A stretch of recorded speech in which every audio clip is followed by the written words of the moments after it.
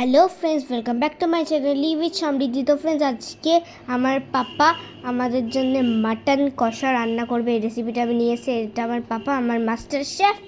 তো এবার দেখতেই পাচ্ছ এখানে রসুন মসুন সব কিছুই কাটা আছে। এবার ফার্স্টে সর্ষের তেল দিয়ে দেওয়া হচ্ছে কড়াইতে, অ্যান্ড কড়াইটাকে গরম করে দেওয়া হচ্ছে। দেন এখানে আলু ছাড়া হচ্ছে, মিন্স আলুগুলো যেগুলো আছে ওগুলো ছাড়া হচ্ছে।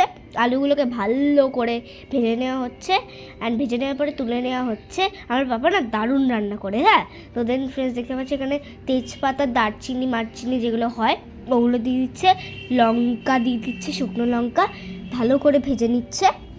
এবার এই লঙ্কাগুলোকে সুন্দর করে একদম ভেজে নিচ্ছে। দেন একটু পেঁয়াজ দিয়ে দিচ্ছে, অনেক পেঁয়াজ লাগবে, হ্যাঁ, একটু বেশি করেই পেঁয়াজ দিয়ে নিচ্ছে। আর এইগুলোই কত গন্ধ আসছিল না, ভালো গন্ধ আসছিল।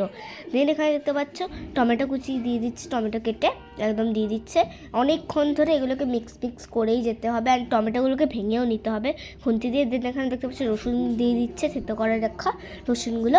দেন দেখতে পাচ্ছ আবার ভালো করে নড়িয়ে নিচ্ছে। দেন এখানে দেখতেই পাচ্ছ নুন দিয়ে দিল। দেন এখানে দেখতে পাচ্ছ তোমরা যে এখানে আদার পেস্ট দিয়ে দিল, অ্যান্ড এইটাকেও ভালো করে মিশিয়ে নিচ্ছে। একদম অনেকক্ষণ ধরে এগুলোকে রাখতে হবে।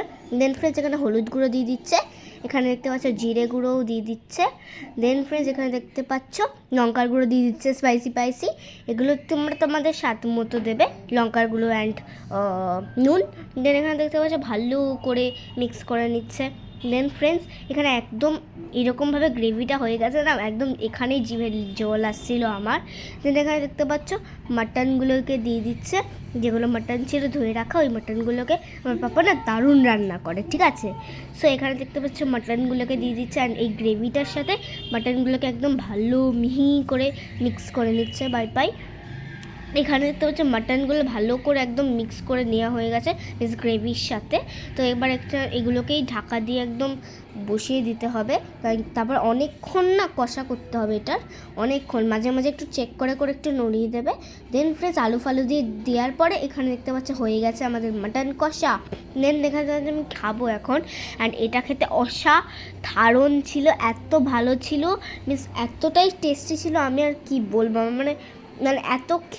এত খেয়েছে মাটনটা, কি বলবো, এতটা ভালোবাসা দিয়ে পাই রান্না করেছে, আমি আর কি বলবো।